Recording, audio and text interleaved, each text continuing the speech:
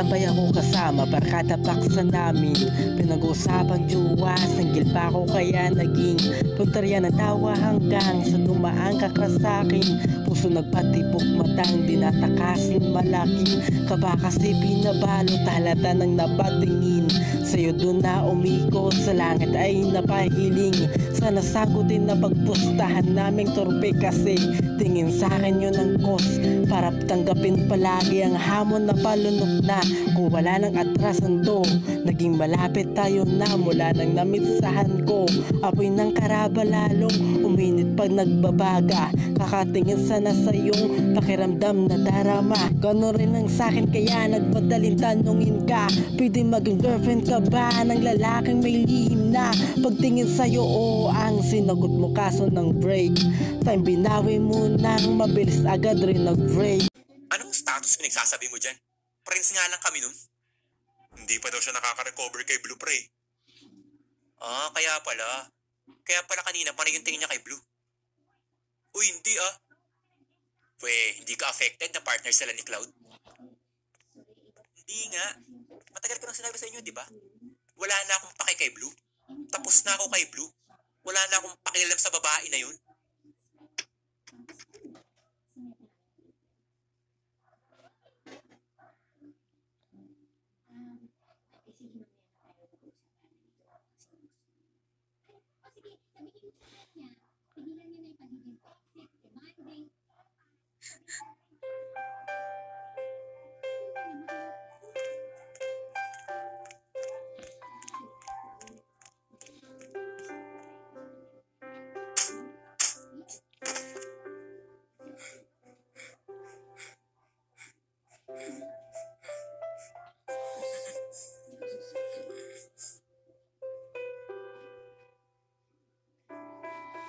Ano bang problema mo?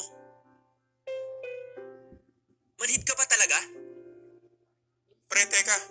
Pre, ano ba? Nagbibiruan lang tayo dito. Biro? O nananadya ka na lang? Bakit ba kasi sarili mo lang yung iniisip mo? Ano ba nangyayari sa'yo? Matuto ka din kasing makinig, pre. Sa tingin mo ba talagang ganong tao si Blue? Nakipaghiwalay siya sa'yo dahil nalaman niya na pinagpustahan niyo siya. Pero wala kang narinig sa kanya, di ba?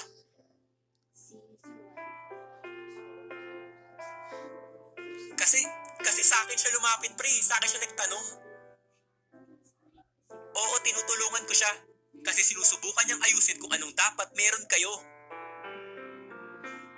Pero ikaw tong bobo na naniniwala na ikaw pa din yung pinaglaruan. Nandun lahat sa sulat na binigay niya sa'yo. Pero hindi mo alam, di ba? Hindi mo man lang kasi siya binigyan ng chance para ipaliwanag yung sarili niya. Nakipaghiwalay siya sa'yo kasi ayaw niya na magsimula lang kayo ng dahil lang sa pustahan.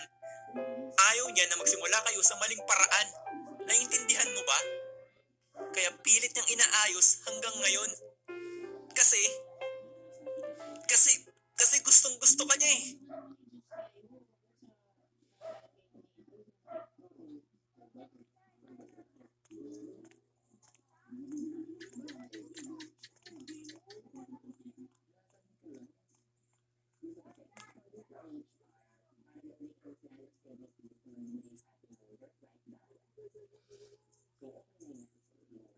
So, ibig sabihin, ang next thing na bigyan natin sa page na